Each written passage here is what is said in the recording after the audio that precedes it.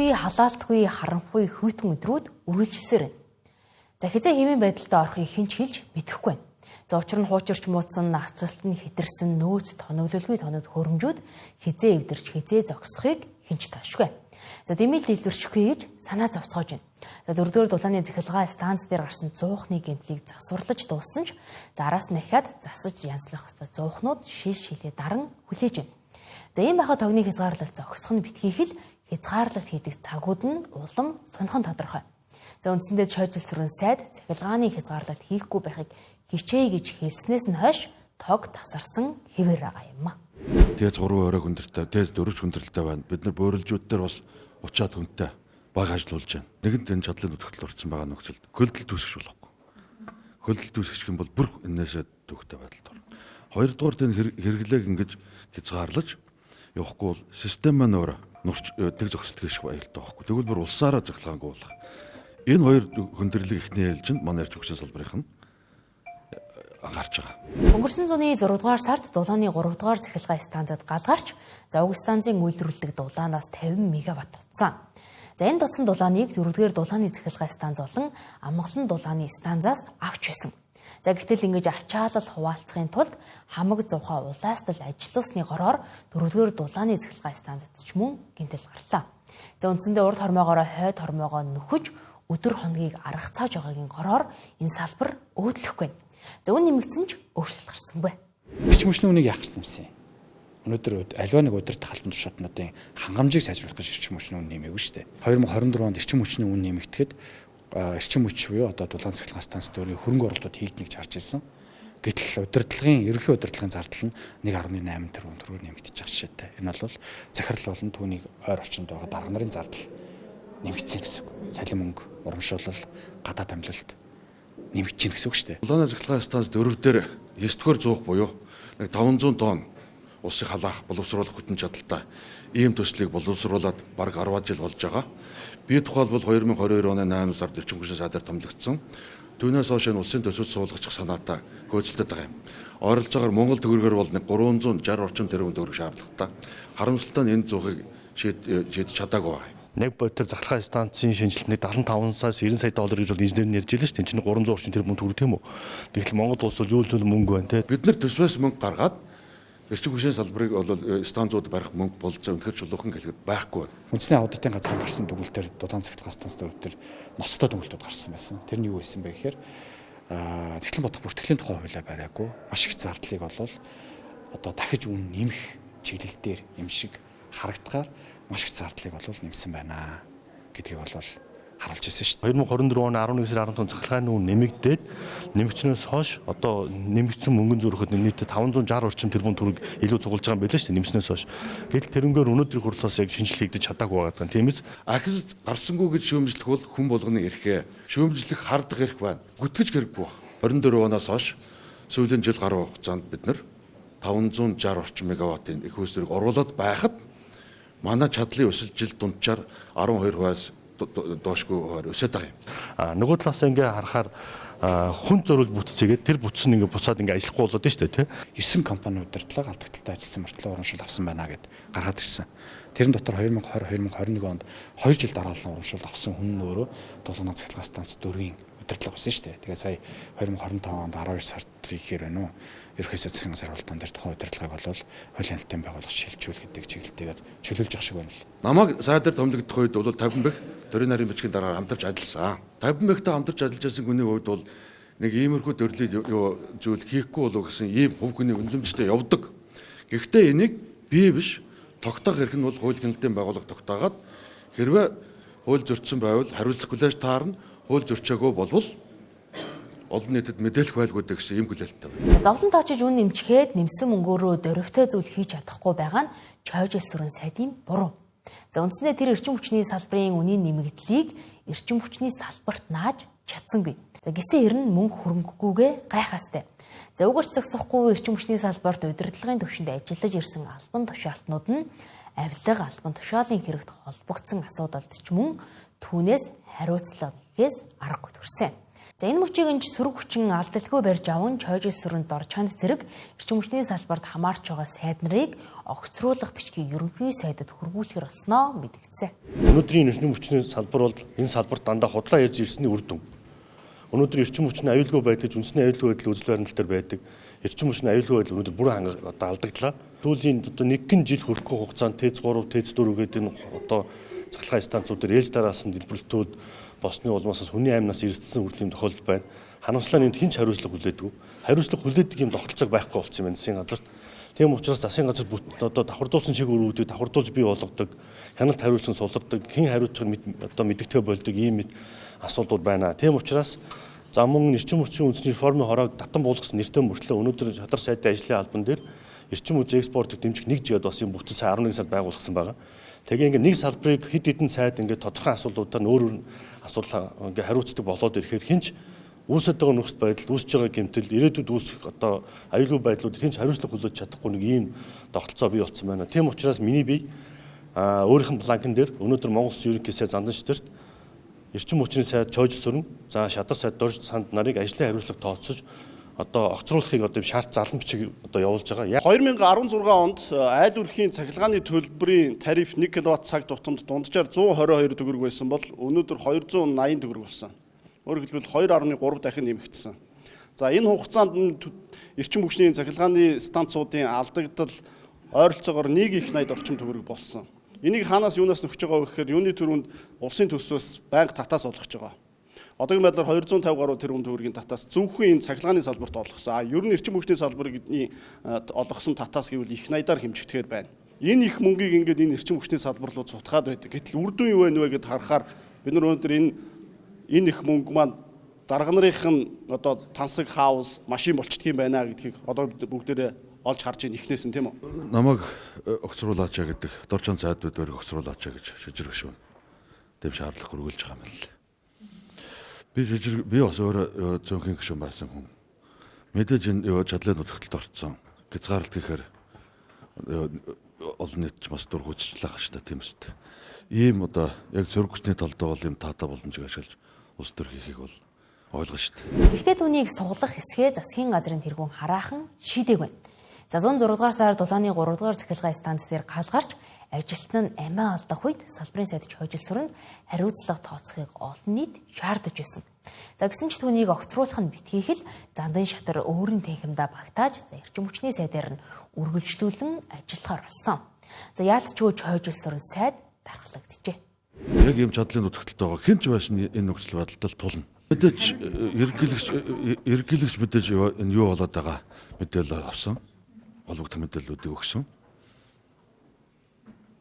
Хариуцлага асуух юм гэж мэдэхгүй би та надад хариуцлага тооцох гэж асуусангүй.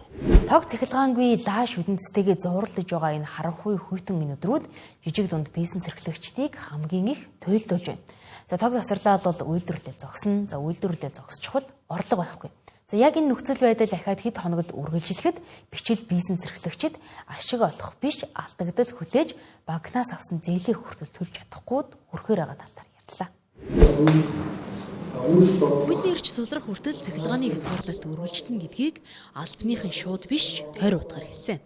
За гэхдээ тэр хүртэл жижиг дунд бизнес эрхлэгчид тэсэж үлдэхэд тун бэрх байна. Учир нь төр өдөрт 2 удаа тог тасалж байна. За нэг таслахдаа 2 цаг гаруй цахилгаан хязгаарлаж байна.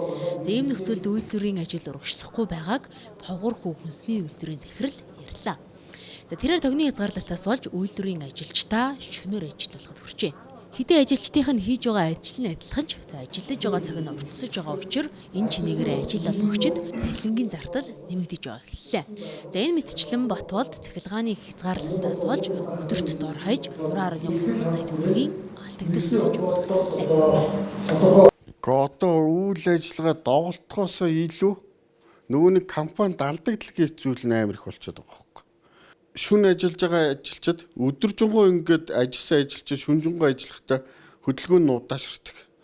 Хөдөлгөөн нь удаашрах тусам тэр тоног төхөөрөмжүүд одоо жишээлбэл за нэг 4 цаг ажиллах хэвээр тоног төхөөрөмж цаашаа сунаад 6 цаг 7 цаг ажиллах тийм ээ.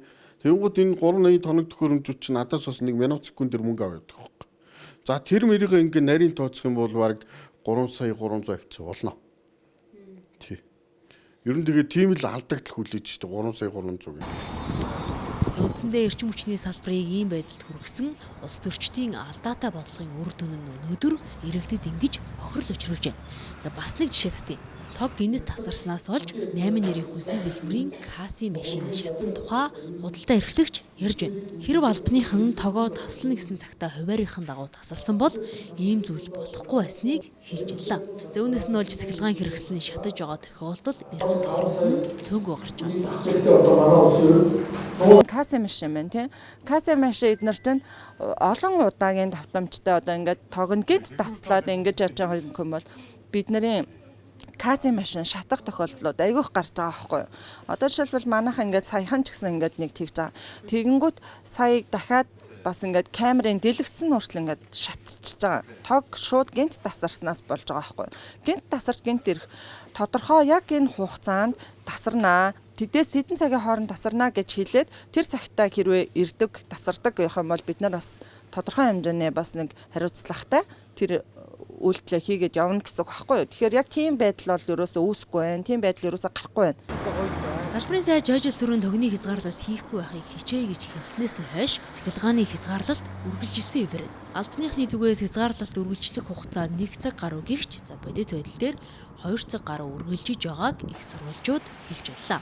Энэ байдлаараа хязгаарлалт хийсээр байвал эрчим хүчний салбарыг сэхэнд оруулахад хүргэсэн бодлого боловсруулагчдын алдааг энгийн иргэд үүрч за хөрөнгөөрөө хохирч бизнес эрхлэгчдийн ашигт ажиллагаа алдагдах нь. За энэ өвлийн хүйтэн илгээрээ хөвцөн эрчим хүчний салбарын шанцыг нь сорих биш шархыг нь сэтрэж амт хэмцүүлж байна. За ийм байдалд хүрэхэд ойрхон байгааг аль эртнээс салбарынхан сануулсаар ирсэн. Харин засгийн газар нүдэн балай чихэн дүлий мэт байсаар үдийг хүрсэн. За үүн нэмээд эрчим хүчний салбарт өрөвтэй өөрчлөлт гарахгүй байгааг хууль тогтоогчид хүртэл хэлж байна. Харин засгийн газар дараагийн алхмаа хийж эрчим хүчний салбарын зарим компаниудыг хөвчлөх асуудлыг улсын хурал руу оруулж ирээд байгаа. Гэвтэл зарим улсын хурлын гишүүд эрчим хүчний үнийг өртөгт нь бүрэн нийцүүлж либералчлахаас нааш за хөвчлөөд ашиггүй стратегийн салбараа эрсдэлд оруулах вэ гэж болгоомжуулж байгаагаа илэрхийлсэн. За тэгвэл эрчим хүчний салбарынхны зүгээс хэрхэн оновчтой хөвчлөл хийх тухай дараах хувилбарыг санал болгож байна. Ийм л энэ асуудлаа шийдэд хамгийн гол нь зүгээр мессеж ирдэг болгочих. Хүний аймнаас хохирохоо болчих тийм ээ. Цаана найл өргөж өнчрөөд үр хөвгтүүд өнчрөөд нийгэмд өчнөө муу мухай зүйл одоо сонсогдоод юм. Идрий ядаж л нэгэ хийсэх нь баг нэг энэ нэг асуудлаар баг болчих л дээ. Одоо энэ нэг 100хан дэлбэрээл тийм ээ. Энэ цахилгаан засварын асуудлуудын нам даралтын 100хан дэлбэрээл айл өрх дотор нь хүн шатчихээн л гэх юм тийм ээ. Айл өрх шатчихээн л гэх юм. Тэгээд айл өргөч одоо тэр уусууд чинь өмссөн хувцастайгаа зарим нь ванда шиг л явчихтайгаа үлж байгаа чинь энийг л болчих юм шүү дээ тийм шүү дээ. Спичрийн үндэсний төгөөс тог цахилгаан хязгаарлах хувааруудыг гаргаад байгаа тийм ээ. Тэдээс тэдэн цагуудад энэ хорон дээр энэ одоо байршил дээр хязгаарлана гэх. Яг энэ хуваарийнхаа дагуу явж байна. Танаа дээр хувьчлал гэхээр заавал ч бид нар нөгөө нэг өмнөх хувьчлалын шиг тийм ойлголттой байх шаардлагагүй. Нөгөө талдаа бид нар эрчим хүчний реформ чөлөөт зах зээл гэдэг ямыг хувьчлал гэдгээр харж болохгүй. Чөлөөт зах зээл гэдэг чинь бүтээгдэхүүн үйлчлэгээ ер нь бол олон төрлийн бүтээгдэхүүн үйлчлэгээ байгаад тэрэн дээр олон талын оролцогчдтой байна л гэдэг ойлголтыг бас харж авах хэрэгтэй. Энэний жишээ нь гэх юм бол одоо манай Монгол улс ухаалаг тоолрын системүүдийг нэвтрүүлж байна.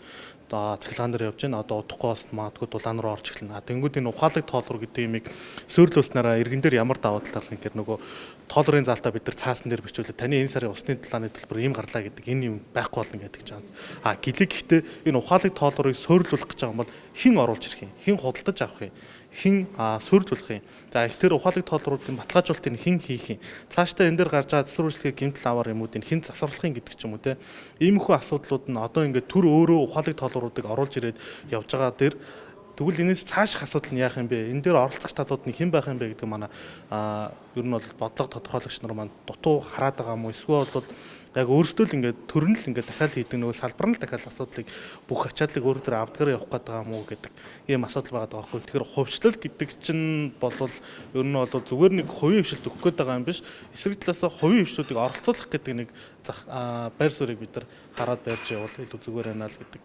бодолтой байна да. Засгийн газар улсын хурал гээд ингээд шийдвэр гаргах болон хянах гээд ингээд салдаг шиг шүүх цэцэглэлээ салдаг шиг манай эрчим хүчний салбар тэгвэл эрчим хүчний ямар бодлоготой байх юм, зохицуулах хороо нь ямар байх юм, диспетчер үндэсний түүн ямар байх юм, түгээх нь ямар байх ингээд энэ одоо салбар эднэр маань одоо нэг нь одоо бодлого тодорхойлж байгаа нөгөө нь одоо зохицуулах хороо энэ дээр хяналтаа тавьдаг ч юм уу иймэрхүү одоо харилцаа хамааралтай одоо ажилладаг байхгүй. Тэгтэл одоо энэ байгууллагууд энэ институтуудын одоо хоорондын одоо ажиллах холбоо хамаарал болон бие биенээ одоо хянах энэ одоо бүтэц гэх юм уу энэ жоохон алдагдаад байна л гэж хараад байгаа. Тэгэхээр бид нар бас шилжилт гэж шууд бас ярихаас илүү шинжилэлт болон энэ бүтэц дотор байгаа засаглалт дотор байгаа энэ одоо засаглалаа одоо шинжлэх асуудал бас бид нар тулгамдаад байгаа мó гэж харж байгаа. Энэхүү эрчим хүчний салбар их усүрийн дутагдлаас гадна удирдлага тогтолцоо бүтцийн үед чимэх замбраагүй байгааг салбарынхан хэлж байлаа. За энэ алдаануудаа засахгүй бол өдрөөс өдөрт эрчим хүчний салбарын эдийн засагт учруулж байгаа хор хохирол нэмэгцээр байна. За гэтэл энэ бүх асуудлыг шийдэж гарц гаргалгаа хайж явах учиртай удирдах албан тушаалтнууд нь дээгүүрээ орж ирсэн мөнгийг нь хуваагаад идчихэж байна. За энд дэж ихнээсээ эрх мэдэлтүүдийн эдлэг уулга шимшигдуулалт илчлэгдэж хууль хяналтынханд шалгуулж байна. Зарим үүний төлөөсийг энгийн иргэд инфляцаар төлж татвар төлөгчдийн мөнгөөр нөхөх нэ.